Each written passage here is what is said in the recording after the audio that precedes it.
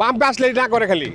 আর কি বলবো, আমরা তো মনে করেন যে ওই পাম্পের থেকে 1 ঘন্টা সিরিয়াল দিয়ে আসছি, এখন আমাকে তেল দিতেছে না। আমরা এখন মনে করেন যে কি বলবো, আর বলার মতো নাই আমাকে কিছু। আমাকে গাড়ি চালান কষ্ট, অনেক অনেক কষ্ট আমাদের। সুষ্ঠুভাবে পাম্প চলুক, আমরা চলি, জনগণ যাক ঈদের মধ্যে ছুটে আছে, জনগণ যাইতে পারতেছে না। টাঙ্গাইল থেকে মামিসিন যাই, আপ টু মামিসিন থেকে টাঙ্গাইল পর্যন্ত আসি, রাস্তায় কোনো পাম্পের তেল আমাদের দেয় না।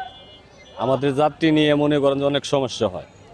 তাহলে আমরা সরকারের কাছে দাবি করতেছি যে তেলগুলো সরকার বলতেছে যেহেতু তেল পর্যাপ্ত পরিমাণ আছে, তাহলে পামালারা কেন আমাদের তেল দেয় না? ঘটনা হয়েছে, আমি তেল ভরার অনেক চেষ্টা করছি পাম্পে, কিন্তু তেল ভরতে পারি নাই। তেল নিয়ে অনেক সিন্ডিকেট চলতেছে, কারণ যারা পরিচিত তাদেরকেই তেল দেয়, যারা নেতা তাদেরকেই তেল দেয়, এছাড়া কেউ তেল দিতেছে না। হ্যাঁ, আশঙ্কা আছে, গ্যাস না থাকলে তো তেলে গাড়ি চলবে না, কারণ তেল নাই, তাইলে বন্ধ হবে না।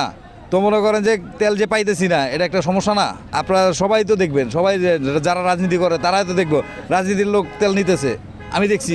আমার তেল দিব না, আরেকজনের তেল দিতেছে আমার সামনে, তাহলে এটা খারাপ না? খুবই সমস্যা আছি। এভাবে আমরা সরকারের কাছে মোবাইলে দেখি যে তেলের কোনো সংকট নাই, কিন্তু আমরা বাস্তবে এসে দেখি তেলের সংকট। 2-3টা পাম্পে আমরা মনে হচ্ছে তেল দিতেছে না, ওই পাম্পটা তেল দিতেছে কিন্তু বন্ধ রাখছে আপাতত গাড়ি অনেক। পরে আমরা এই পাম্পে ঘুরে আসছি, এখন মনে করেন 300 টাকা তেল দিতেছে, 300 টাকা দিতেছে না। আর দিব কেমনে, মনে করেন তেল বলে কয় সংকট, এখন 300 টাকা নিয়ে আপাতত মনে চলা লাগতেছে আমাদের। যেছে কি কালকে আমার সকালে অফিস কথা ছিল, যারা অফিস আদালত করে তাদের নাকি 5 লিটার বা এরকম সমতুল্য তেল দেওয়া হবে। তো আমি 2 কিলোমিটার ধাক্কে তারপরে এক মোটর সাইকেল আরোহীর কাছ থেকে তেল কর্জ করেছি আর কি, হাওলাত নিয়ে তারপরে আমি তেল বইরা তারপরে এখানে আসলাম। ভিডিওর মাধ্যমে মোটামুটি জানছি যে তেল দিচ্ছে, তবে টাঙ্গাইল থেকে এলাঙ্গা পর্যন্ত কোনো পাম্পে তেল পাচ্ছি না। আসার পথে 5-6টি পাম্প পেয়েছি আমি, একটি তো তেল পাইনি।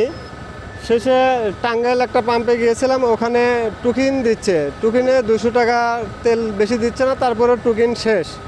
তো সেখান থেকে আবার ব্যাক করে এই পাম্পে আসলাম। এখন এখানে আসার পরেও দেখতেছি অনেক জ্যাম, অনেক ভিড় হয়ে আছে। এখানে কতটুকু তেল পাবো তার ভরসা পাচ্ছি না। আমরা ডিপোতে গাড়ি নিয়ে যাই, তেল দেন আমাদের 2-3 দিন পর পর আমাদের তেল দেয়। আজকে আমাদের অকটিন 4 দিন যাবত অকটিন নাই, বুঝছেন? পেট্রোল কত শেষ হয়েছে, ডিজেলও আজকে শেষ।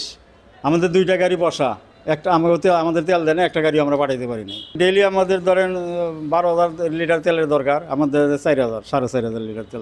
যে তেল দেয় চাহিদা মিলে না, গাড়ি লাগে তেল লাগে অনেক। কারণ ডিপো থেকে যে পরিমাণ সরবরাহ করতেছে চাহিদা অনুযায়ী, তার চেয়ে গ্রাহক বেশি, তো তেল আনার সাথে সাথে শেষ হয়ে যাচ্ছে।